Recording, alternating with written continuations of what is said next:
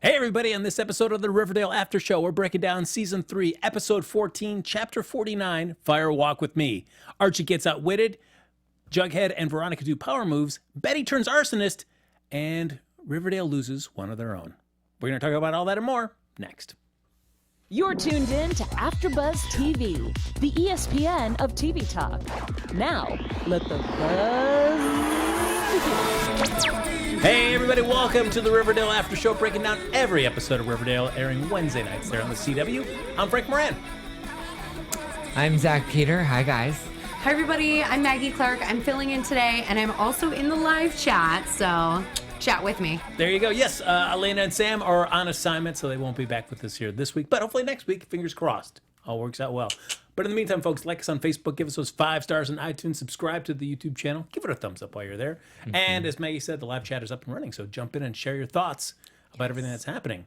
Now, I guess we will get into the specifics of the episode in just a moment. But if everybody's, if you're a Riverdale fan, if you're just a fan of just pop culture in general or television, we knew that there was an unfortunate passing this week. And there's no easy way to get into it, but we'll talk a little bit about that. And that is Luke Perry passed away at 52 due to a stroke this week. Unfortunate, much too young. He's been around, he came onto the screen for Beverly Hills 90210, but been very, working a lot more in television than he's done in film, but he's done a few films. Fifth Element, 8 Seconds. He's also going to be up in the Once Upon a Time in Hollywood, the new Quentin Tarantino film. He's had a pretty strong career. I mean, and he's been relevant over, he was really popular in 90210, so he really kind of hit that 80s, 90s demographic. And then I think even the younger generations, like the millennials, really got to know him and see him now on Riverdale and some of his more recent work. So I think it's definitely, it's a testament to his talent and the longevity of his career, and he's definitely going to be missed. Oh my gosh, it's just absolutely heartbreaking to lose this warm, kind soul. Everyone on social media has just been saying that he was such a wonderful part, the heart and soul of Riverdale. And it's just such a loss. And he had 2 children and a fiance and so many other family members. And we just want to express our condolences to anyone affected by the loss of Luke Perry, of course, all of his fans, the cast and crew, and his family and friends.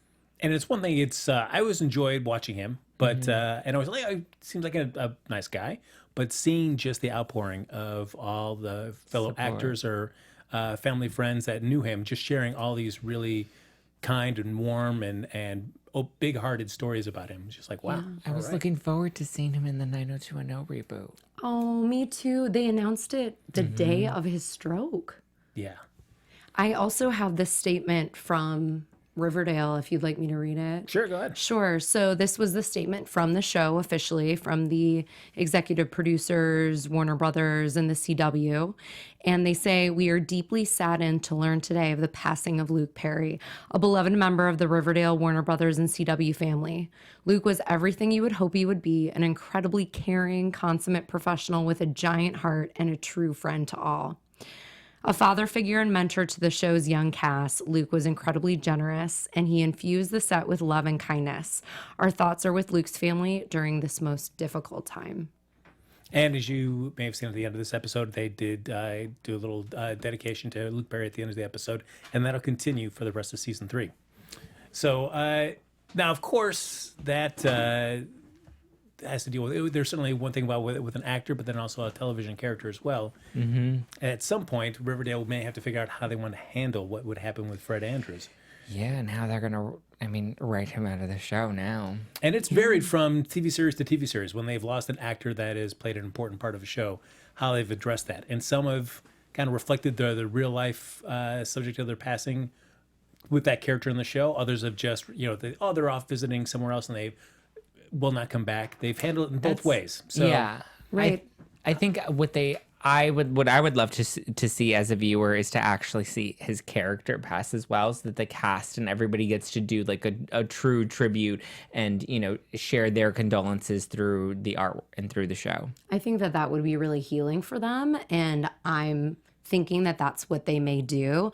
But Derek Hogan in the chat is wondering if they may recast him. No. I don't think that would happen, but I think a lot of people would be upset if that was the case. I think Yeah. that it would be more graceful if the cast was able to mourn his passing through the show as well as in real life. Yeah, I think it's very cathartic. Like we saw them do it on Glee when Corey passed away, and like they had that whole tribute episode to him. Sure. I think, yeah, there's definitely an opportunity for them to honor him in that way. I think recasting him doesn't do him justice or his character justice. I'll be curious to see in terms of just the character of Archie, because he's still a minor, almost 18, but without a father there.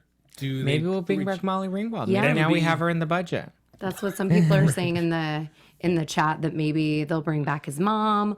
Also, there was a mention of one of the executive producers. I know this is a little bit of news, but he mentioned today, one of the executive producers, that all of the episodes moving forward will all be dedicated to Luke Perry and his memory.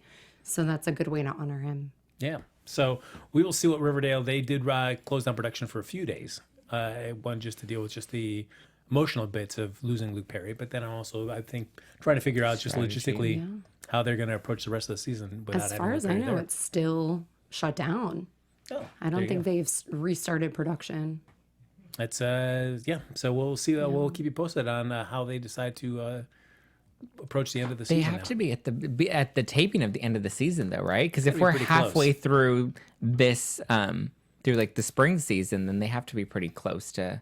I mean, I would only imagine there are only like 2 or 3 episodes they have left to film. Yeah, I would agree. So it'll be Maybe curious to see Chad what they Michael do. Murray takes him out on the show. I don't know. Would you don't want to see him had been find out that Fred died of sort of violent means, or passing away quietly in his sleep, or something like that?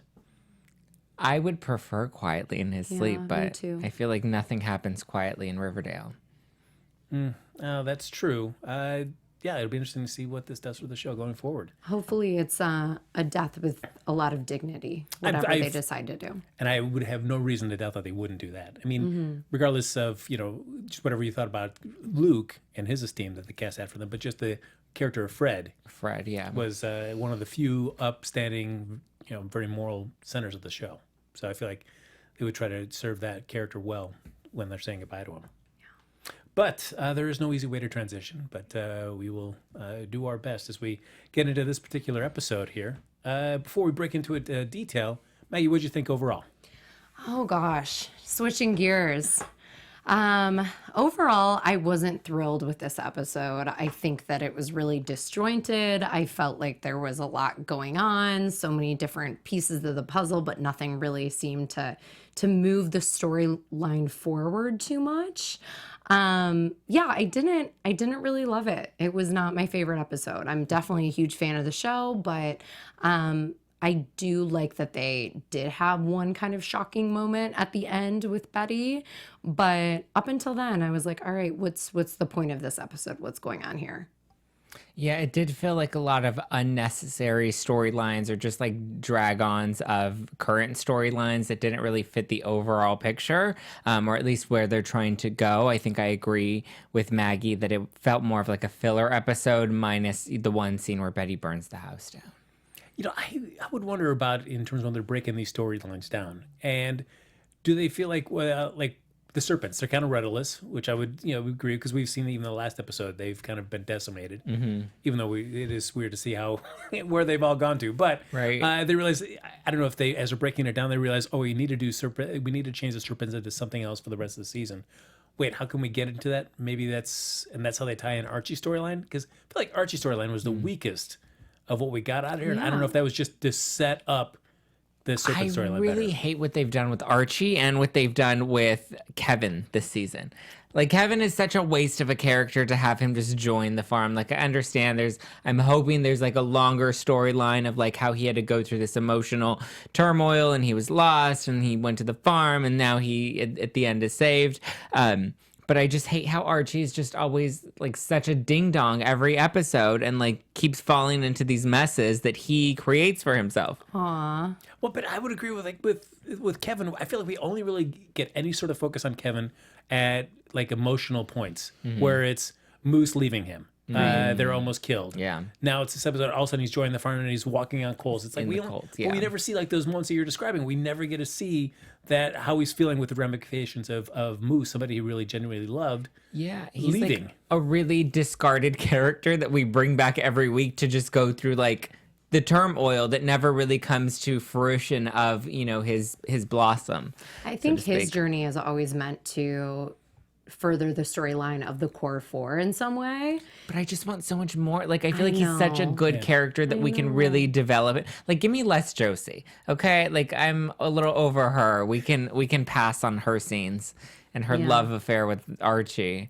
I feel like they're showing Keven joining the farm to kind of show how isolated Betty is becoming, because her other three friends are all involved in their own stuff. And then she goes to Keven to be this rational friend in her time of need when, you know, her mom and her sister are just joining this cult.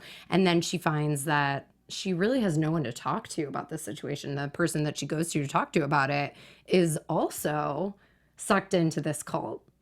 Yeah, I don't know if it would have been better, because last week we get Betty talking to Keven, like, help me make phone calls to former farmies. And it's like, oh, I've been talking to Evelyn. I really like what they're saying.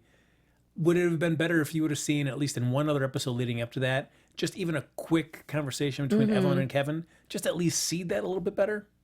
I don't know. It just feels like he's just an underutilized character that I think we could really see more of. So we start seeing a little bit more with the farm.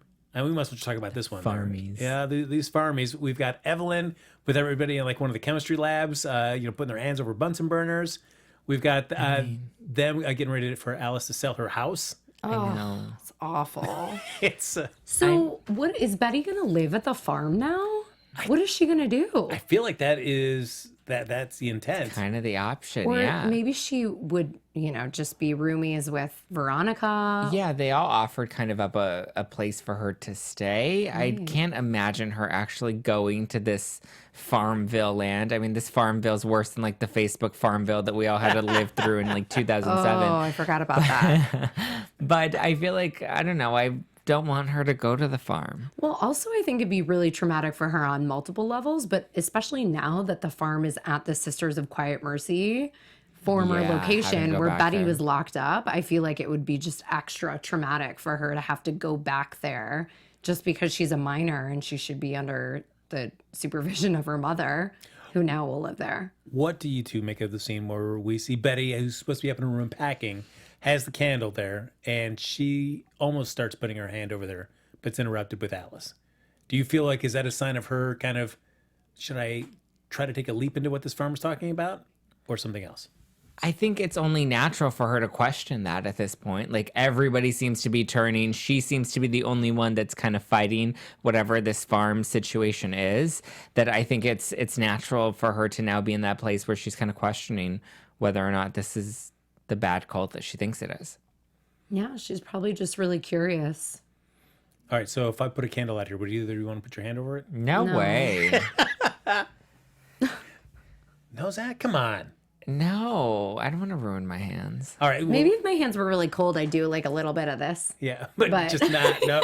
All right. Well, we do get to see Betty watch Keven walk over the coals. Yes. Have either of you ever been interested or have had the opportunity to walk over coals? No walking over coals, no walking over glass. Like, none of that stuff has ever been attractive to me. So when I first saw that, I was thinking, okay, is this like, supposed to be a penance for their sins? I didn't really understand what the point of it was. I thought it was more about like resilience and like being able to like mind over matter, walk over this, that you can see the strength of your mind. Because she kept telling him, like, as you're walking over it, don't pay attention to the heat. Just pretend you're walking over like a cool stream or something. Because I know Anthony Robbins does that a lot at his retreats. Part of it is they will set out the like coals just like that, and you will walk over them. That's supposed to be a really empowering moment, like Zach was saying, that you believe that your mind is your greatest tool. Mm-hmm. Yeah, but then 5 minutes later, are your feet burned? Well, no. I mean, you've successfully navigated that difficult thing. Man, that's not something that I would ever be interested in. Well, guys, I've put coals right here. Right, let's so give it a come try. on, Maggie, you're first. I would try it once. Why not? I mean, what do you have to lose? Your feet. My feet are already. Who I cares think about if my feet? enough people, yeah, I mean, I'm not fully against it. Only because I've seen that and I've seen so many people do it, and I guess I like the idea of having the mind over matter. But I would definitely walk into it very skeptical. I think I would, if I was say an Anthony Robbins thing, I would feel like, much like if I was on a reality show, I feel like there are so many safety nets in place that like nothing's ever really going to happen to me. But if I'm out in the middle of the woods in Riverdale with a bunch of farmies that have set this up, maybe I might question it a little bit. And the redhead just looks crazy. She just looks like she's off her rocker and like is not mentally stable. When she goes into too many fizzle rocks. He gives Betty that threat about, hey, you write that article about us. Yeah. We're going to steal all your dirt. See? But the look on her She's face. scary. Yeah. And her eyes don't help it either because they're big. And I just can't believe that Alice disclosed all of that information. She literally was like, yeah, we murdered someone. We had his body, just disintegrate in the woods by the now sheriff of Riverdale. Like, those are really major crimes that she just announced to this whole group. Mm-hmm. And now, yes, of course, they're going to hang that over Betty's head. I mean, I guess it is the word of Alice against Betty at that point, because there really is no physical evidence. Fred used lye on that body, so there's no remains to be found. Well, and FP is kind of he's the one that would be investigating this. Yeah, obviously not if he's they got, not trying. The FBI. Oh, the FBI! Dun, dun, dun. I know that we have many more topics to discuss in the show, but a hot episode of the Riverdale Gazette came through, and oh my gosh, Zach.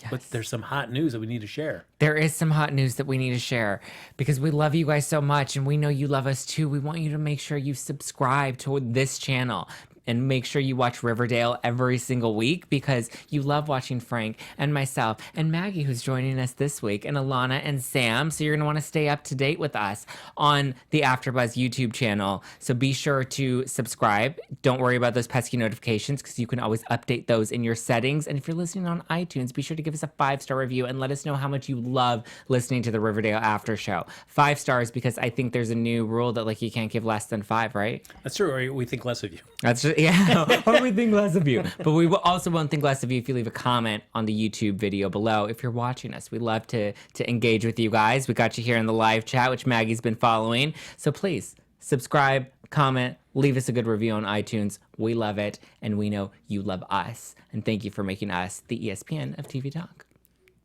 So our next two characters did some power moves. So before we break down each of the storylines, I'm going to ask the two of you, which one you thought was the better, wielded their power better, was smarter and craftier? Was it Betty, or was it Jughead, or was it Veronica? Ooh, definitely Veronica. I would say Veronica because she's most improved right now. Just because she's always falling into victim to her dad or, now Jughead's mom, that I feel like she kind of finally found her own footing and came up with an idea on her own that outsmarted both of them. Yeah, she's learning how to play their game. Mm-hmm. And at first I was like, you go girl, with the 5% shaved off from one of them, then 5% shaved off from the other. And then she blocks them because the two of them were getting too comfortable, saying that it was their club and drinking all the booze, Gladys. So yeah, I really appreciated Veronica's strong journey in this episode. So I don't know, with Hiram, he's trying to, both Hiram and Gladys see this as kind of their own club now to use this how they will. So Hiram wants to use it to kind of wheel and deal other people that are going to invest in the prison. But I feel like if I was going to, I don't know, if you're trying to get somebody to buy into your business, are you still going to let them act like a jerk at wherever you take them? I was even a little confused that Hiram took this big client to his daughter's club who's underage and serving alcohol to everyone. I was like, this hidden speakeasy that just doesn't make any sense. And where did Hiram even find this random $1 million donor?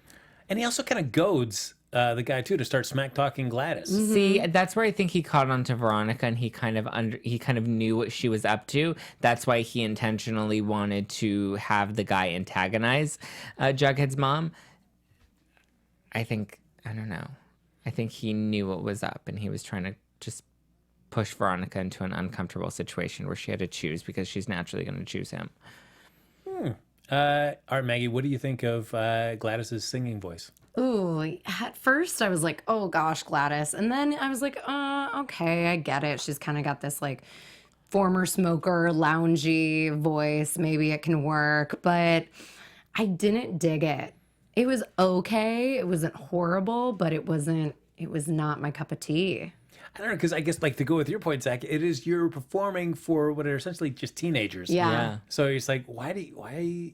And like kind of the random adults. Yeah, that show like up, you're that's kind of all right. sad. Like for her to be like, I want to, like, first of all, to come and be drinking all the booze from a teenager's bar, and then to be coming in and be like, I want to sing on stage in front of all your high school friends. Like, it's just like, really, we don't have anything better to do. Like, don't you have a drug empire to run? Yeah, and we're so used to seeing Josie up there and occasionally Veronica singing, and she crushes it when she sings up there at Le I Bon can do Nuit. less of Josie. Oh, see, I I'm like over Josie. Josie. I like her. Josie, Grosy, bye. Wow. All right. We're going to get to Josie's appearance in a second. I'm going to find out exactly what Zach cannot stand about her. But wrapping up Veronica's storyline, she decides to enroll the Pretty Poisons to be her muscle for the club. I like that. Me too. Yeah, I like how the Pretty Poisons are kind of developing. And Cheryl's now kind of having this power struggle because obviously Cheryl's always the alpha. So I like that they've now joined forces, and it looks like without Cheryl, because we didn't see her at the club, but She was tired. she was tired. She had a long day of painting her nails. Yeah, I like this partnership. Yeah, it's kind of crazy. I felt like there was, in this episode in general, a lot of blackmailing. And Cheryl was like pulling her blackmail card with, well, where's headquarters going to be if it's not going to be at my house and I have a pool? So I don't know.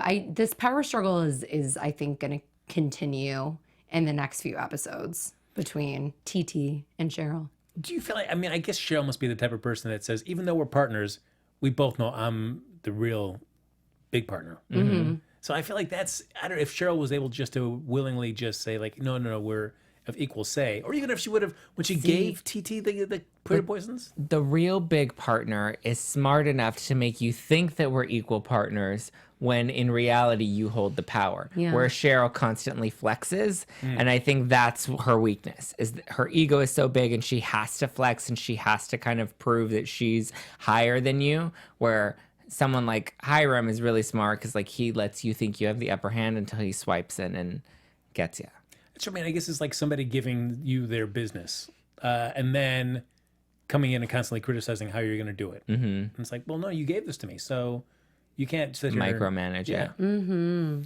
Yeah, it was interesting to see because it seemed like for a long time the Cheryl and Tony relationship was like, oh, right, this is a really kind of very positive kind of relationship. But I feel like you were saying, Zach, we're starting to see some cracks. Yeah, the coming Pretty into this. Poisons may break them. And External Shockwave 3 says, I'm thinking Choni won't last. Oh, man. Because I've always liked the two of them together. I thought that was kind of a fun couple, but I think that the Pretty Poisons may break them up. Yeah, I guess, I don't know. How do you feel about it in terms of relationships on these types of shows, whether it's a soap opera or kind of, it's like this soapy kind of format? They're not designed to last. They're designed to make you like feel and hurt when they break up and then make you want them to come back together. And it's just always playing with your heart. Yeah, there's that. Or would you rather see them kind of like coming up with reasons for them to kind of always break up and come back together? Or would you rather see the conflict be external? It's the two of them always having to face together, but always having to face Against the world. somebody else. Yes. I'd rather see them together. Yeah, so do I. I feel like the back and forth gets a little tiresome for me. Right. But I guess we'll see what happens. But at the end, I don't know if both Hiram and Gladys coming to Le Bon Nuit and just having the Pretty Poison saying, no, you can't get in unless you have an engraved invitation was enough for them to go like, No. All right, I'll walk out. See, at least the serpents are like 6 feet tall with muscles. Like nothing against this girl gang. We obviously know they can throw a good bow and arrow, but yeah. like I don't think that's intimidating to like Hiram and his group of thugs or Gladys and like her gargoyle gang. Like I don't think it looks like a strong enough muscle to stop any of them. I don't even think at this point the serpents would feel like a strong enough muscle to stop either of them. I don't know, like with Hiram, I would almost rather have the beat with Hiram where and it being a really long game, but that he feels like he's grooming Veronica constantly. So when she's learning these lessons, he almost has that sense of pride, like, all right, she's getting it. So that when he gets turned away, there's almost like a smile on his face, like, all right, yeah, she's getting it. But and he says that kind of like, and then he walks off. Yeah, I don't think he has pride in it. I think he, again, likes to flex and likes to be the head honcho, and he's not ready for his Mija to take over yet. Also, he's like 100% healed, it seems like. You know, it seems like a couple of episodes ago he was on his deathbed, and now he's like, oh, look at me. I'm just back to normal, wheeling and dealing. It's those wrestling muscles. You know, I mean, everything's just firm and tight. It's, keeps them going. It's like getting mauled by a bear. You just snap back like that in Riverdale. So we see Jughead have to make his power move for the serpents.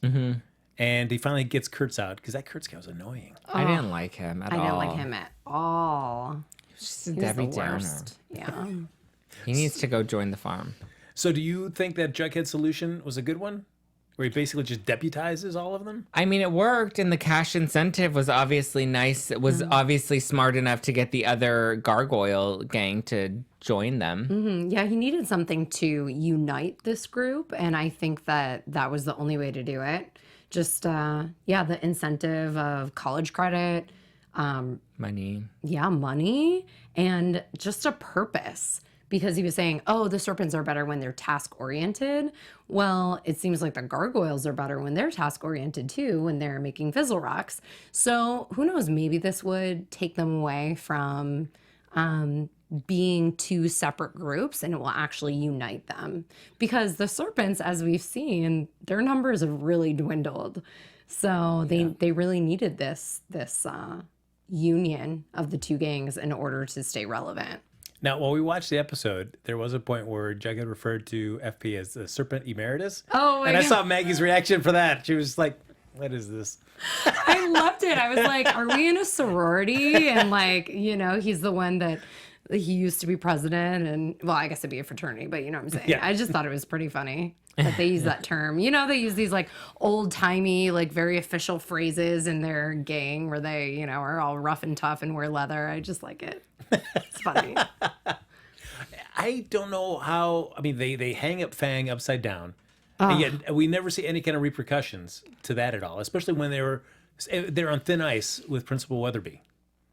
I mean, yeah, I think that was an opportunity for Weatherby to kind of come in and regulate. But I think, you know, at the same, they couldn't really retaliate when you have like one of your gang members hung upside down. Like, oh my gosh! Obviously, we know who holds the power there. That seriously made me crazy. That moment was so psychotic. I was like, what are you thinking? Like, you're in the middle. It's probably like fourth period, and they're hanging this student upside down. Like, he could have literally murdered him, and there'd be blood and guts all over the hallway. I mean, this is just absolutely crazy. No, I think he would have survived by next week. He would have been fine, you know? I think... Yeah, he would have picked his guts back up, put his brain back together. All good. And then next week he would have been fine. And he would have been joining the farm. But that was such a psychotic moment. I was like, why is this a thing? Well, do either of you disagree that this is not going to be the last we've seen of Kurtz? No, I don't. I would hope so, but... He's the worst. He's pretty bad. But he's a good antagonist. Yeah. So now we have Zach's favorite storyline. I can't wait to dive into it with him. And that is Archie being a dum-dum. Again, that's like his recurring thing. This season. This season, yes. Yeah, not in season 1 and 2. In season 1 and 2, he was more of like the hero, the noble one. And then even when he did get caught into a mess, like he always found his way out of it. But like now he's just like... He just makes consistently dumb decisions that get him into a big mess, and then he doesn't know how to get out of it, and his friends have to help him around him, and it's just like they're deflating Archie. Well, in this storyline this week, it was really playing on Archie's kindness and his, warm heart, and how he saw himself in this little boy Ricky, and how he wanted to save him and teach him how to protect himself because he saw Ricky as the younger version of him. So, I mean, it was very noble what he was doing. And then it ended up that apparently this kid is like this brilliant little mastermind that had this plan all along. We all work at this gym and nobody has noticed this kid that's been there for months. That's true. Like, I did wonder this that. kid's, I mean, come on. I figured that out in the first 5 minutes of meeting this kid, that he was up to something bigger. I'm like, why? How does Archie still have like this big heart and this dumb brain to like keep falling into these messes that like he doesn't seem to like figure it out? Like, I think at this point he should be more skeptical and ask more questions and try to do a little more investigation and digging. But why he needs to would put he his think- Betty Cooper cap on and like really kind of, figure out the situation before trusting so naively. But why would he think this like little boy would be after him? But this is also the guy that is at a boxing club for how many weeks and is not paying any dues. And so when the manager of the club says, "Hey, you really got to start paying." What? I do? Jeez, I don't know. What were you expecting? You can't just come to a gym for free. Yeah. For as long as you want. Somebody's going to ask you to pay a membership fee. And then who cleans up a gym but turns off all the lights? Let's just clean up in the dark. Right? Like, I can't with Archie sometimes. And then, are we going to talk about the please, stabbing? go for it. Okay, so then, I was writing notes when the stabbing happened, but he got stabbed in the side, right? With a gigantic knife. Well, I don't know if it was stabbed or he sliced. I think it was a slice. slice. Yeah. Okay, that makes more sense because, we saw Fred, which, was hard for all of us to see Fred on the screen. But, he's like, "Oh, you're all patched up. You're fine." And I was like, didn't he just get stabbed with a giant kitchen knife and now he's fine? I mean, it's crazy how many times Archie has been injured this season, with the boxing matches and then in the prison and the bear and now a knife. It's like, my God, he's just really getting destroyed and torn up. When is his beautiful body going to be protected? That's when he is talking with the kid, and he's like, I've been branded too. I've also been mauled by a bear, and I just wanted him to show that. It's like Archie's Battle riddled with wounds. scars. I know. Archie. But I'll give it for the kid, though. I mean, Richie was like 3 steps ahead of him because he sets it up to have these gargoyles bang on the window at Pops while he's sitting there by himself to run off, but knows enough like, I'm going to make this really elaborate drawing and leave this behind, and this is going to suck Archie in more. The kid was way ahead of that Archie. kid I know. was How is this kid way- so smart? He was too smart and just like, And then I'm going to write his name in paint on the wall, and I'm going to write my name too. It was just really clever that he set this up. So I'm just feeling like maybe somebody else was assisting this kid because how old was he? What, like 11? How was he smart enough to think of this whole elaborate plan to string Archie along by himself? Archie, an 11-year-old outsmarted you. Like at this point, like you're losing chips, homie. I think he had help. And I mean, we do find out it's Joaquin's brother. Yeah. So, our dearly departed Joaquin. Aw, the Max727, hi, says having a big heart and wanting to help a kid in trouble is what makes Archie human. I agree with you. It's what's gonna get Archie killed. Like that, Archie ain't gonna last the longer he plays these games. At this point, if both of you pretend both of you are living in Riverdale right now, at this point, 4 years in, you've moved there. You say you've been living there 5 years. Would you still want to be living there? I feel like there's nothing great about this town that makes me want to stay there. We talked about this, Frank, last time I was on the show, that there's nothing to do there. I mean, at least they have Le Bon Nuit now and they have Pops, but they don't have a movie theater anymore. There's nothing to do except, get in trouble and try and solve crimes and hang out with the farm or play G&G. So it's like, this is not a place I would want to live, but these people, might not be able to leave. It's home. Yeah. They can't. The writers won't let them leave. That's true. Yeah, and speaking of Josie, because she does pop up a little bit in Archie's storyline to talk about, help him track down the source of this letter opening and closing, and then she shows up in Betty's storyline to talk about Keven. And I would rather have almost seen a family life scene of Josie and Keven at home with their parents, Yes. than just to hear Josie just tell Betty about it. Yes. I think it's awkward, the parents dating. I just think it feels awkward every time we see them. Oh, they're married. I don't now, think though. they have chemistry. Like, I think they're just an awkward couple to watch on TV. But they're married in real life. Oh, well, I'm just then they kidding. need to I have work no on idea. that. I have no idea. I have no idea on that. No, they have no chemistry. Yeah, they don't have any chemistry. Kevin's like lost in the woods, and Josie, I can't get into Josie. You know, I like Josie as a character. I hate her as like Archie's beau, Archie's boo, Archie's lover. Like, she just doesn't. They also have bad chemistry together. Like, if you want me I to don't think feel they're it, gonna last. No. I mean, and Archie especially and Josie. No, Archie and Josie are Never. not gonna last. No. It's just a temporary hold. especially if the Kathy Keene pilot makes it to a series. Right. It's hard to see how much she's still going to be involved in Riverdale, even though that takes place in the future of the Riverdale universe. If she's busy filming that every week. Sure. How often is she going to have the? I mean, although, admit, let's be honest, we haven't really seen her pop in a lot in Riverdale. Even though she's supposed Praying be a to the series gargoyle gods. All right, I feel this way. I am tired of this Griffin and Gargoyle storyline. I so desperately want it to end, and I feel like this is the problem with Riverdale trying to stretch out a mystery, even with like last year's Black Hood, for 22 episodes. It's just too long. I rather would have them to come up with a definitive conclusion at the mid-season break, and then give us a second A mystery new for the second one. storyline, yeah. We totally agree. And I thought that that's what was going to happen when they realized that Tall Boy was the Gargoyle King, and then, you know, he was killed and everything, and then the drug trade and all that, and Hiram was shot. I thought that was it. Okay, we're putting G&G to bed. Now we're going to move on and just focus on the farm or Yes. something else. I'm totally with you, Frank, on this, because it's just like, okay, we've exhausted this storyline. We're done.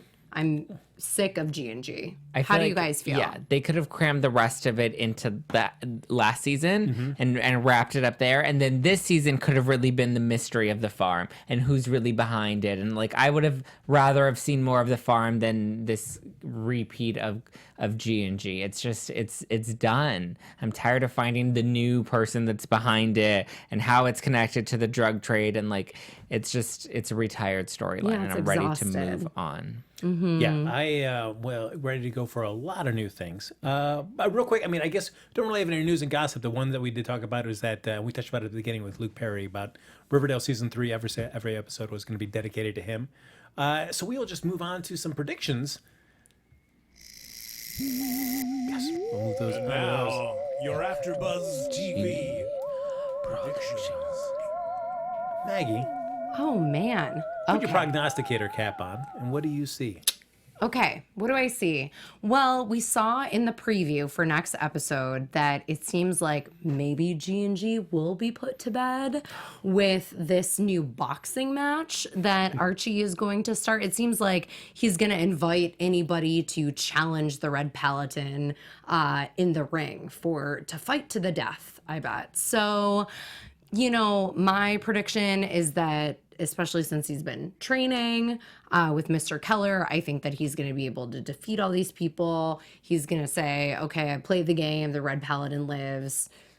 Let's retire this, what's it called when you have a mark on you? Like, let's retire this mark that I have on me, this actual brand, and move on with our lives. The Red Paladin lives. So I think that finally he's going to get his redemption that way through the boxing match. Yeah, I agree. I hope he does. I mean, at this point, I think I would like to see him do something right. I am tired of seeing him continuously make dumb mistakes. And I want to see him kind of become the Archie that we have been building him up to be, but he hasn't fully reached yet.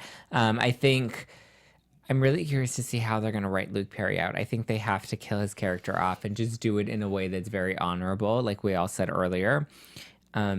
And I really hope we do something with Keven and like save him from the farm and like save everybody from the farm, because the farm just looks like Bad News Bears. It's like a bad Tony Robbins on crack.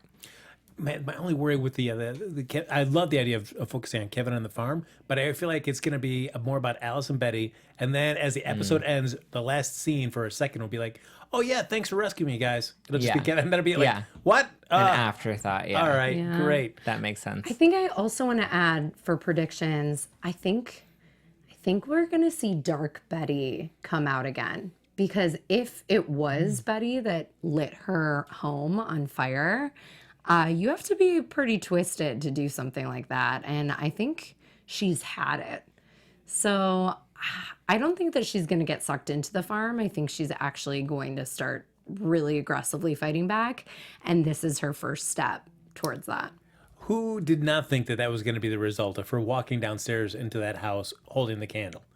I didn't think she was going to burn the house. Oh, really? down. Yeah, I thought I didn't it's think like so. you don't have a character come down with a candle, look around, and not expect that house to go up. No, I didn't see that. Oh, coming. I was like, I she's burning didn't see it down. Oh, you're very perceptive Yes. then. Yeah. Maggie, I wish I had the same optimism for you about the Griffin and Gargoyle storyline. I just know the way Riverdale has dealt with each of their big, long, overarching storylines. I mean, the Black Hood made it all the way to the end of the last episode last season, so I feel like it's going to be the same thing. No. The Black Hood made it into this season. Yeah. I was like, no more Black Hood. Maybe they're going to release Betty's dad from jail, and then she's going to live with him, and then they're going to go after the farm together. Oh, all right. From Maggie's lips to the Riverdale writer room ears. That'd be fantastic. Ladies and gentlemen, that's going to do it for this episode of the Riverdale After Show. Maggie, thank you so much for joining us again. Yes, Thank it's been a you. delight. Thank you for having me. Pleasure is all ours, for sure.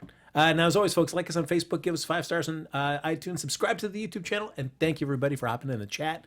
And if you want to stay in touch with any of us after the show's over, Maggie, where can they find you? You guys can find me at Maggie Clark on camera on Instagram and at Maggie on camera on Twitter. Hi guys, I'm Zach Peter. You can follow me at Just Plain Zach all over the internet. And follow me on Twitter and Instagram at HappyGoJackie. Folks, we'll be back here next Wednesday night with an all-new after show dealing with Riverdale. I'm going to put those 2 words in the other order, the Riverdale After Show, right here on AfterBuzz TV. Our founder, Keven Undergaro, and me, Maria Menounos, would like to thank you for tuning in to AfterBuzz TV. Remember, we're not just the first, we're the biggest in the world, and we're the only destination for all your favorite TV shows. Whatever you crave, we've got it. So go to AfterBuzzTV.com and check out our lineup. Buzz you later. The views expressed herein are those of the hosts only and do not necessarily reflect the views of AfterBuzz TV or its owners or principals.